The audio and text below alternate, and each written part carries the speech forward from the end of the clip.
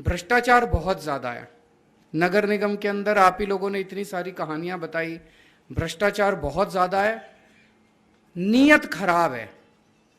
अंत पंत में एक ही चीज आती है कि नीयत किसकी, नीयत साफ हो तो सारी समस्याओं का समाधान निकल जाएगा। ऐसा भी क्या है, हमने आते ही अगर लाइसेंस राज खत्म कर दिया, दिल्ली सरकार में रेड राज खत्म कर दिया, door step delivery of services कर दी, ट्रांसपोर्ट डिपार्टमेंट को ताला लगा दिया। अब अगर आपको ट्रांसपोर्ट डिपार्टमेंट से कोई काम कराना है 1076 पे फोन करो, आपके घर आके काम करके जाते हैं। एसडीएम के दफ्तर से अब जाने की जरूरत नहीं है, आप 1076 पे फोन करो, आपके घर आके करके जाते हैं। क्यों? क्योंकि हमने अफसरों से पैसे नहीं बांध रखे। पहले की सरकारें अफसरों से पैसे बांधती थी, हफ्ता बांध रखा था, महीना बांध रखा था, भाई एसडीएम इतने पैसे लाके देगा, ट्रांसपोर्ट वाला इतने पैसे लाके देगा, इस जिले से इतने पैसे होंगे, उस जिले से। हम पैसे इकट्ठे नहीं करते, हम ईमानदार लोग हैं। सारा सिस्टम सिंप्लीफाई कर दिया दिल्ली सरकार का। तो भ्रष्टाचार तो एक ऐसी चीज है, 3-4 महीने में यूं करते करते एमसीडी को साफ कर देंगे, आप चिंता ना करो।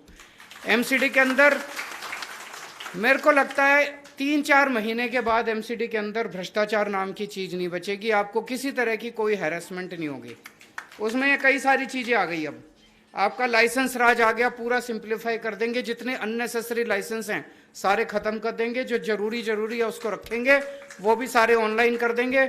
आप ऑनलाइन अप्लाई करो, आपको किसी तरह की कोई दिक्कत की जरूरत नहीं है।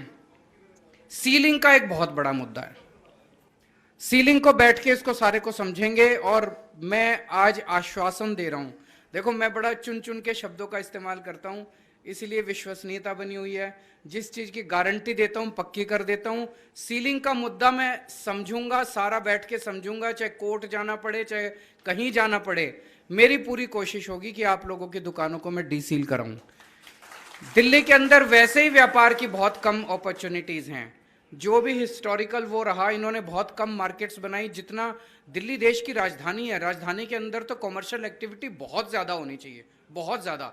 इन लोगों ने जायज मार्केट्स बहुत कम खोली, जिसकी वजह से कई सारी दूसरी मार्केट्स बन गई। लेकिन अब उन मार्केट्स को बंद नहीं किया जा सकता, अब उन दुकानों को बंद नहीं किया जा सकता। नहीं तो लोग जाएंगे कहाँ? अपनी रोजी रोटी बंद कर दी आप लोगों ने, तो फिर इन्हीं अंकल जी की तरह ही हाल होगा सबका। ये तो हम बर्दाश्त नहीं कर सकते ना दिल्ली वाले। तो इसका समाधान निकालेंगे। हमारी नीयत साफ है, इन लोगों की नीयत खराब थी।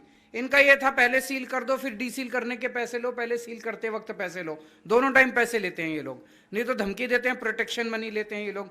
हमको ना प्रोटेक्शन मनी चाहिए, ना सीलिंग में पैसे चाहिए, ना डीसीलिंग में पैसे चाहिए। हम आपकी दुकानें डीसील करके दिखाएंगे। मेरी पूरी कोशिश रहेगी कि ये सारी दुकानें। इंस्पेक्टर आज बंद हो जाएगा, कोई इंस्पेक्टर नहीं आएगा, सारे इंस्पेक्टर का सिस्टम ही खत्म कर देंगे।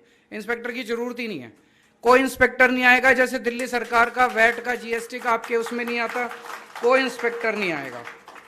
बिल्डिंग बायलॉज बहुत कॉम्प्लिकेटेड बना रखे हैं इन्होंने, जिसकी वजह से बहुत परेशानी होती है। रेजिडेंशियल में भी परेशानी होती है, कॉमर्शियल में भी परेशानी होती है। और इसको पूरे को खूब जबरदस्त तरीके से सिंप्लीफाई करेंगे। बहुत सारी चीज़ें तो ऑटोमेटिक कर देंगे, आपको परमिशन लेने की ज़रूरत ही नहीं है। और बहुत रेयर केसेस में परमिशन होगी, जिसको कोशिश करेंगे कि ऑनलाइन हो या डोर स्टेप डिलीवरी के ज़रिए।